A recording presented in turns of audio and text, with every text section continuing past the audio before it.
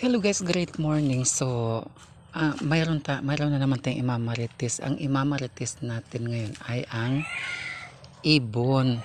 Ibon. May ibon kakanta-kanta sa sanga ng punong rambutan. Rambutan pala yan. Ayun niya guys, kung mapansin mo, ayan. May ano dyan, may ibon. Dalawa yan dati. Ngayon isa na lang. Tingnan mo, talagang kapit talaga siya kasi ito may mga ano to, may mga leaves ito. Namatay na yung namatay na yung mga dahon. Wala na pati yung So talagang pero mga na lang to guys, mga 3 to 4 days makakalipad na yan. So ang ginawa ng nanay niyan, paggabi nandiyan natutulog yung nanay.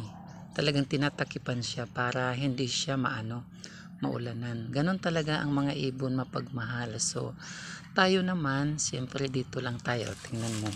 Yan sa bahay ko at saka rito. Oo.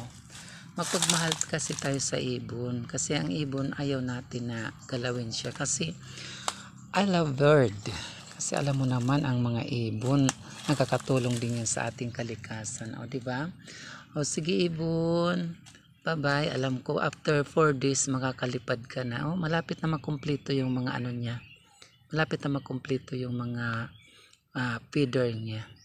Oh, sige. Wawa naman siya, oh. Pero pag halimbawa uulan, pumupunta diyan yung nanay, tatakipan siya, 'di ba? Ang ganda. Andito lang yung nanay sa paligid nun. Oh, sige guys. Yun lang ang imamarites ko. Salamaters. Thank you, thank you. Thank you guys. Salamat. Marites talaga Okay, salamat guys. Thank you. And tumutuyong yung nanay. Nandiyan sa ibabaw. O sige, bye-bye.